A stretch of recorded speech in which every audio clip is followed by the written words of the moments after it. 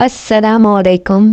अम्मा जब भी बाजार जाती तो मुझे अपने साथ महंगी दुकानों पर लेकर जाती, जहाँ दुकानदार मेरी सूरत देखते ही अम्मा को मुफ्त में चीजें पकड़ा देता और अम्मा मेरे सदके वारी जाती। लेकिन घर आते ही अम्मा मुझे एक कमरे में बंद कर देती और अब्बा के दफ्तर से आने से पहले दरवाजा खोल देती। एक दिन अम्मा कुंडी लगाना भूल गई और जो ही मैं बाहर निकली तो रूह कांप उठी, क्योंकि बाहर तो अब्बा और मेरा नाम फरीदा है। मेरी माँ इस दुनिया की सबसे अजीब औरत थी। यही कहना मुझे मुनासिब लग रहा है, क्योंकि सारी जिंदगी मुझे उनकी किसी हरकत की समझ ना आ सकी, और जब समझ आई तब तक बहुत देर हो चुकी थी। मेरी अम्मा और अब्बा में तो हर रोज झगड़ा होता था। मेरी अम्मी के भाई ने अब्बा के भाई का कत्ल कर दिया था और फिर मेरे अब्बा और अम्मी की आपस में शादी करवा दी गई। ये जिरगे का फैसला था। इस रिश्ते से ना मेरी अम्मी खुश थी और ना मेरे अब्बा। दोनों का यही हिसाब था, हमेशा आपस में लड़ते रहे। मुझे मेरी दादी अम्मा बताती हैं कि मुझसे पहले मेरी अम्मा को 3 दफा हमल हुआ था, लेकिन वो अपना हमल खुद ही खत्म करा देती थी। वो कहती थी कि इस आदमी की औलाद मैं पैदा नहीं करूंगी, ये हमारा खानदानी दुश्मन है और इसकी वजह से मेरी जिंदगी बर्बाद हो रही है। मेरी दादी बताती है कि जब मैं पैदा होने वाली थी तब भी मेरी माँ ने हमल खत्म कराने की कोशिश की थी, लेकिन मेरा इस दुनिया में आना लिखा था, इसलिए मैं आ गई। जब मैं मेरी माँ की कोख में थी तो वो जानबूझकर ऐसे काम करती कि जिससे उसका हमल जाया हो जाए। कभी कभार भारी पत्थर उठाकर इधर से उधर रखती तो कभी उल्टी सीधी दवाइयाँ लेती, कभी 2-2 घंटे तक सीढ़ियाँ चढ़ती रहती और जोर जोर से भागती। यानी उसने हर वो कोशिश कर ली कि जिससे एक औरत का हमल जाया हो सकता है, लेकिन जो किस्मत में लिखा हो उसको आखिर कौन रोक सकता है। और जिस जान ने इस दुनिया में आना है उसने आकर ही रहना है, इसीलिए मैं पैदा हो गई। पर जैसे ही मेरी माँ ने मेरी सूरत देखी उसने मुझे गले से लगा लिया और वो मुझे सबसे छुपा कर रखने लगी। इतना कि मुझे मेरे अब्बा से भी छुपाती, मेरी दादी से भी छुपाती। मेरी दादी ने यह बात मुझे तब बताई जब मेरी उम्र 12 साल थी। उसके बाद मेरी दादी इस दुनिया से चली गई। अब मेरी उम्र 16 साल है। मेरे बाबा मेरी अम्मा पर बिल्कुल एतबार नहीं करते और कहते हैं कि ये एक बंद किरदार औरत है, इसीलिए हमारे घर का माहौल बहुत सख्त है। मैं हर वक्त एक बड़ा सा हिजाब पहन कर रखती हूँ, बाहर आते जाते हुए ही नहीं बल्कि मुझे घर में भी वो हिजाब पहनना पड़ता है।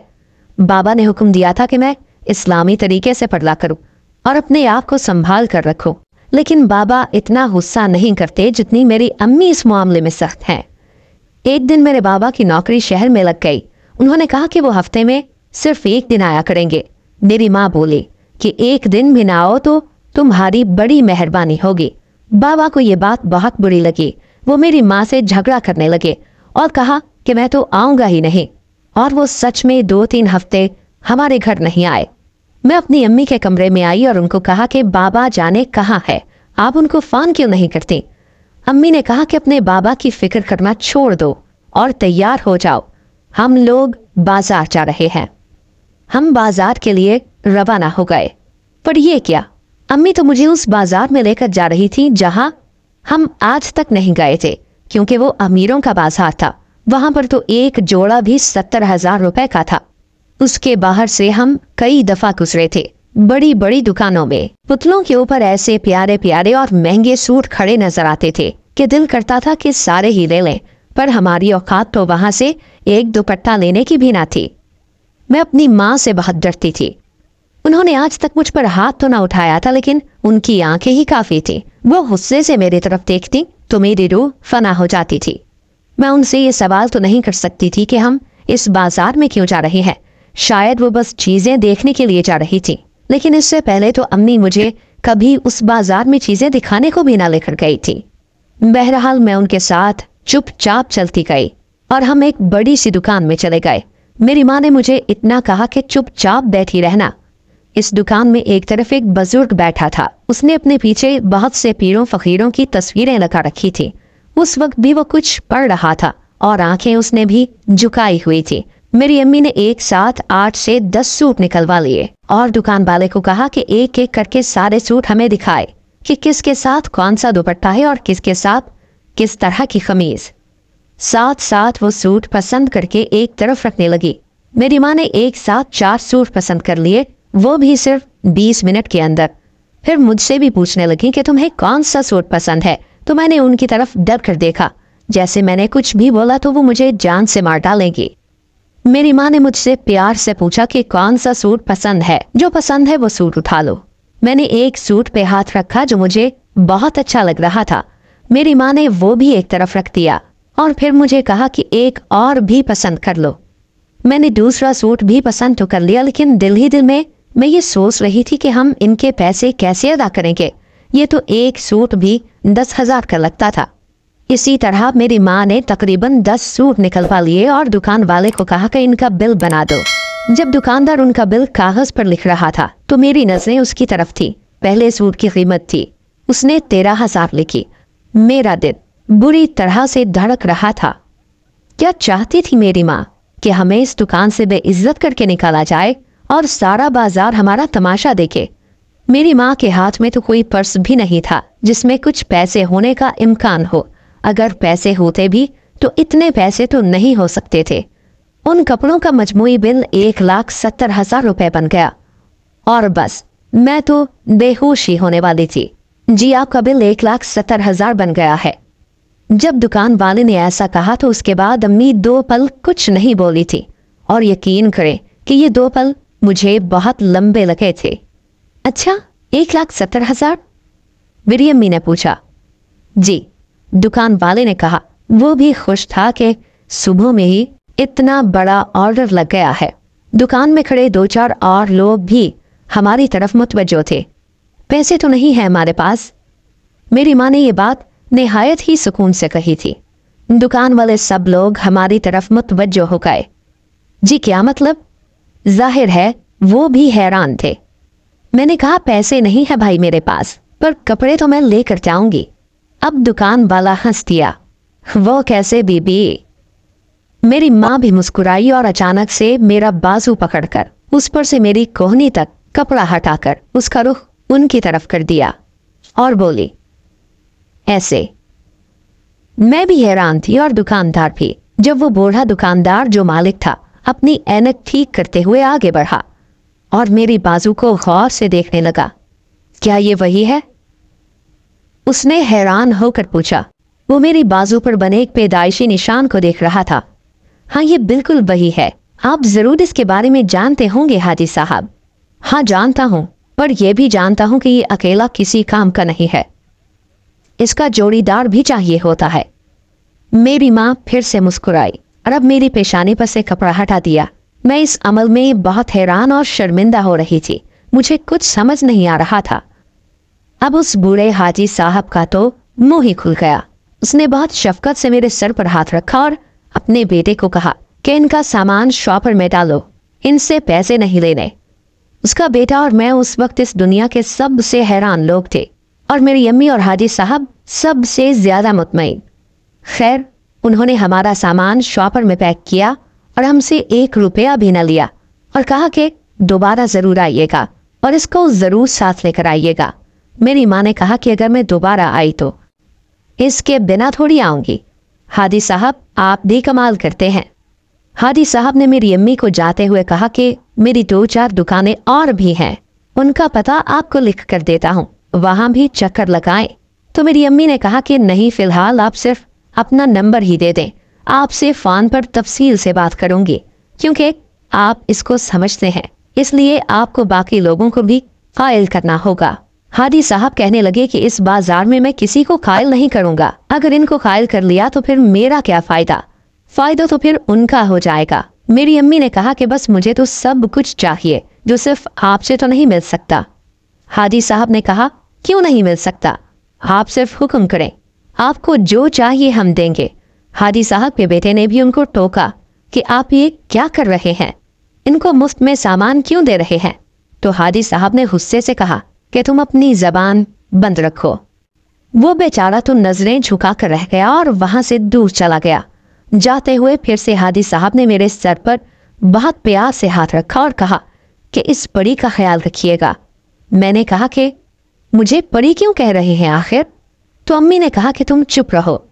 जब हम घर आए तो मेरी माँ ने कहा कि जो हुआ है उसके बारे में किसी को बताना नहीं, अपने कमरे में चुपचाप बैठी रहो।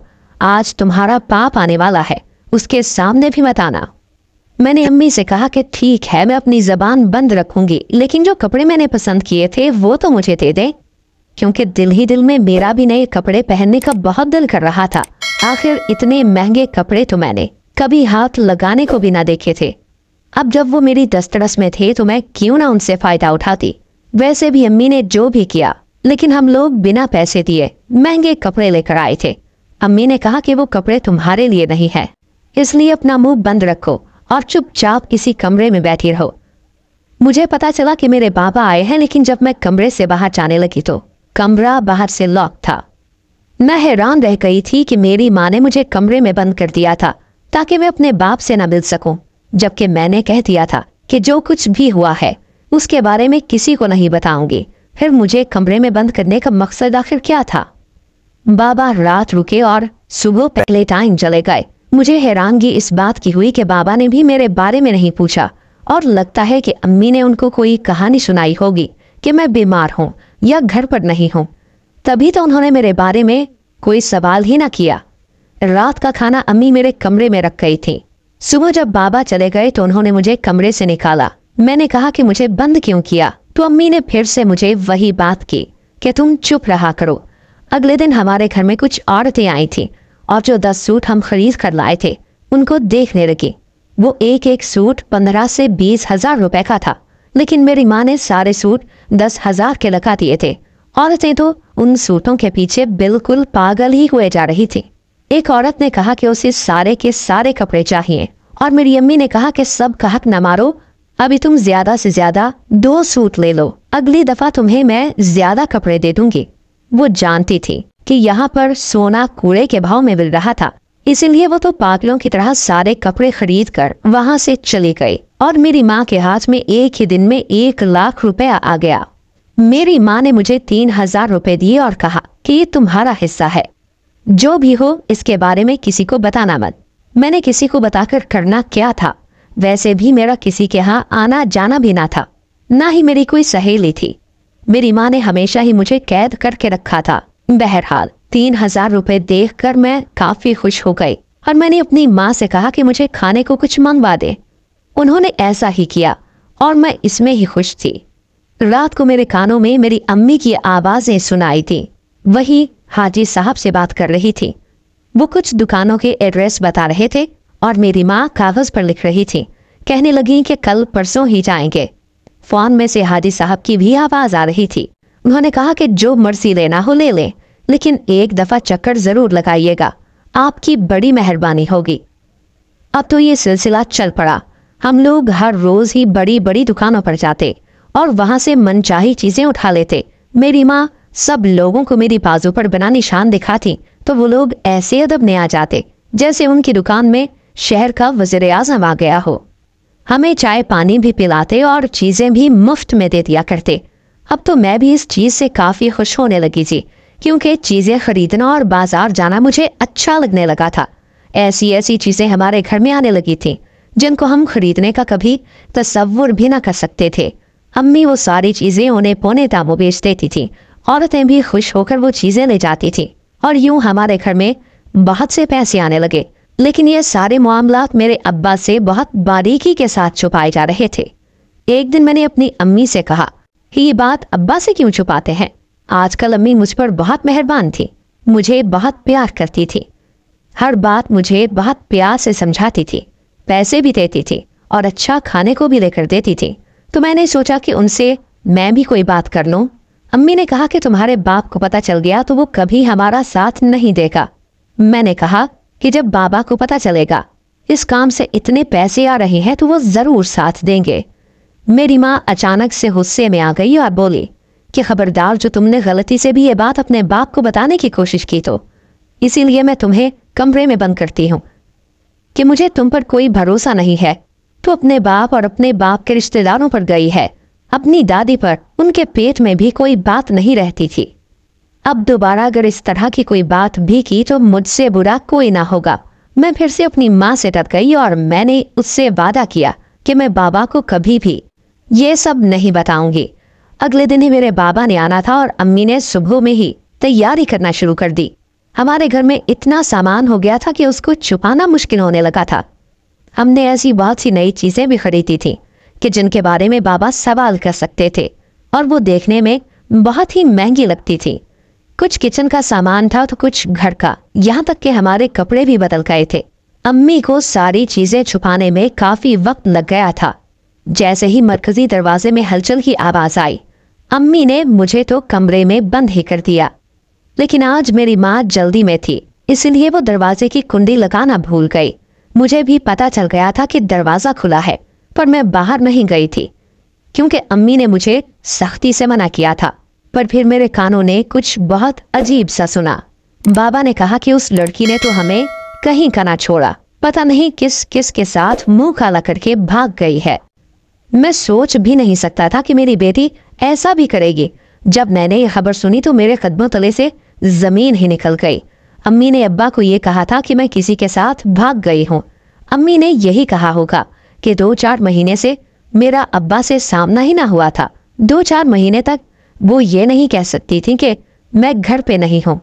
मैं जानती थी कि जरूर उन्होंने कोई बड़ा सा बहाना बनाया होगा, लेकिन इतना घटिया बहाना कि मुझे मेरे बाप की नजरों में ही गिरा दिया। मैं दरवाजा खोलकर बाहर आ गई। मेरे बाप ने मुझे देखा तो हैरान रह गए और मेरी माँ की रूह फना हो गई। मेरा बाप मेरी तरफ बढ़ा और कहने लगा कि तुम वापस कब आई, किसके साथ गई थी, कहाँ मुँह काला किया है।